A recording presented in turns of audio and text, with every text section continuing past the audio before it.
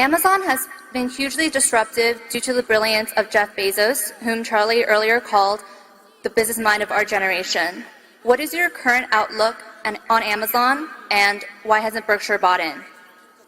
Well, because I was too dumb to realize what was going to happen.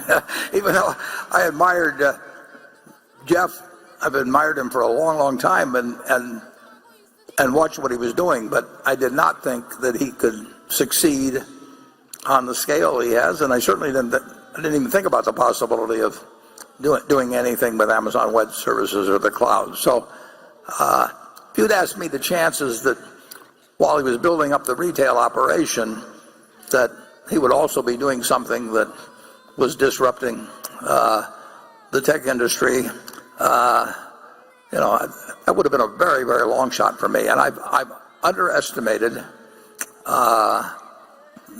I've really underestimated the brilliance of the execution. I mean, it's one thing to dream about doing this stuff online, but it takes a lot of ability.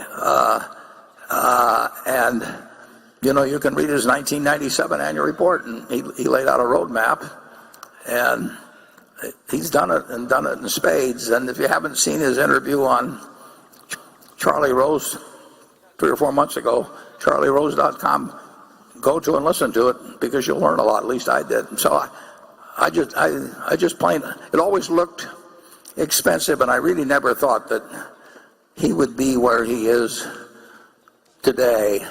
I thought he was really brilliant, but I did not think he would be where he is today when I looked at it 3, 5, 8, 12 years ago, whenever it may have been. Charlie, how did you miss it? It was easy. What was done there was very difficult, and it was not at all obvious that it was all going to work as well as it did. I don't feel any regret about missing out on the achievements of Amazon, but other things were easier, and I think we screwed up a little. No. We won't pursue that line. Well, I meant Google. Well, we missed a lot of things. Yes. We missed a lot of things. And we'll keep doing it. Yeah. I made a statement the other day, which it's really remarkable, and I asked Charlie whether he could think of a situation like it, where one person has built an extraordinary economic machine in 2 really pretty different industries, almost simultaneously, as has happened. From a standing start at zero. From a standing start at zero with competitors with lots of capital and everything else. To do it in retailing and to do it with the cloud, like Jeff Bezos has done. I mean, I mean, people like the Mellons invested in a lot of different industries and all of that, but he has been in effect the CEO simultaneously of 2 businesses starting from scratch. That if Andy Grove at Intel used to say, think about if you had a silver bullet and you could shoot it and get rid of one of your competitors, who would it be? Well, I think that both in the cloud and in retail, there are a lot of people that would aim that silver bullet at Jeff, and he's done it's a different sort of game. But he's, at the Washington Post, he's played that hand as well as anybody I think possibly could. So it's a remarkable business achievement where he's been involved actually in the execution, not just bankrolling it, of 2 businesses that are probably as feared by their competitors almost as any you can find.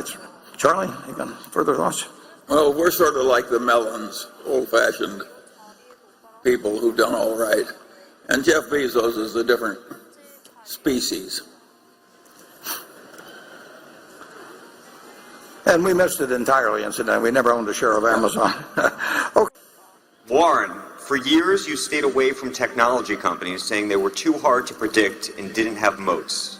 Then you seemed to change your view about technology when you invested in IBM, and again when you recently invested in Apple. But then on Friday, you said IBM had not met your expectations and sold a third of our stake. Do you view IBM and Apple differently? And what have you learned about investing in technology companies?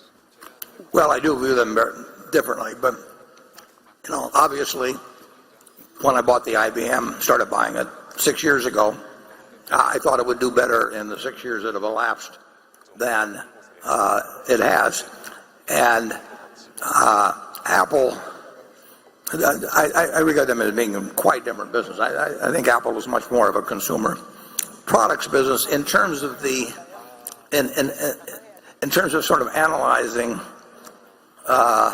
moats around it and consumer behavior and all that sort of thing. It's obviously a product with all kinds of tech built into it, but in terms of laying out what their prospective customers will do in the future as opposed to, say, on IBM's customers, it's a different sort of analysis. That doesn't mean it's correct, and we'll find out over time, but they are two different types of decisions, and I was wrong on the first one, and we'll find out whether I'm right or wrong on the second. But I do not regard them as apples and apples, and I don't quite regard them as apples and oranges, but it's somewhat in between on that. Anyway, and I could be making two mistakes on IBM. I mean,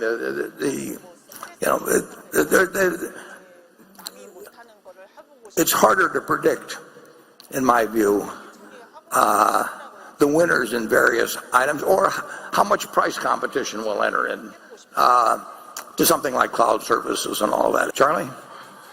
Well, we avoided the tech stocks because we felt we had no advantage there and other people did. And I think that's a good idea, not to play where the other people are better. But if you ask me in retrospect, what was our worst mistake in the tech field? I think we were smart enough to figure out Google. Those ads worked so much better in the early days than anything else. So I would say that we failed you there. And we were smart enough to do it and didn't do it. We do that all the time, too. Yeah, we were their customer very early on with Geico, for example, and we saw, I don't, these figures are way out of date, but as I remember, we were paying them $10 or $11 a click or something like that. And anytime you're paying somebody 10 or 11 bucks every time somebody just punches a little thing where you've got no cost at all, that's a good business unless somebody's going to take it away from you. And so we were close up seeing the impact of that. And incidentally, if any of you don't have anything to do in your hotel rooms tonight, just keep punching Progressive or something, and you're gonna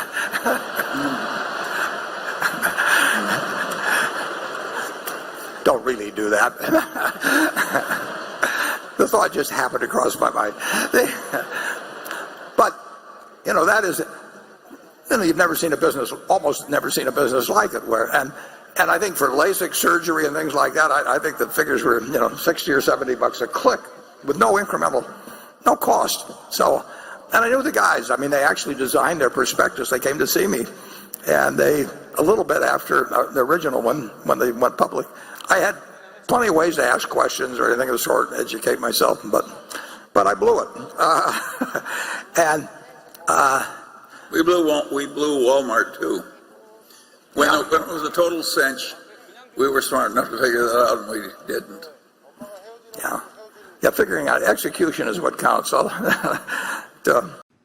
well, I can't give you a formulaic approach because I don't use one, and I just mix all the factors, and if the gap between value and price is not attractive, I go on to something else. And sometimes it's just quantitative. For instance, when Costco was selling at about 12 or 13 times earnings, I thought that was a ridiculously low value just because the competitive strength of the business was so great and it was so likely to keep doing better and better. But I can't reduce that to a formula for you. I like the cheap real estate. I like the competitive position. I liked the way the personnel system worked. I liked everything about it. And I thought, even though it's 3 times book or whatever it was then, that it's worth more. But that's not a formula that anybody, if you want a formula, you should go back to graduate school. They'll give you lots of formulas that won't work.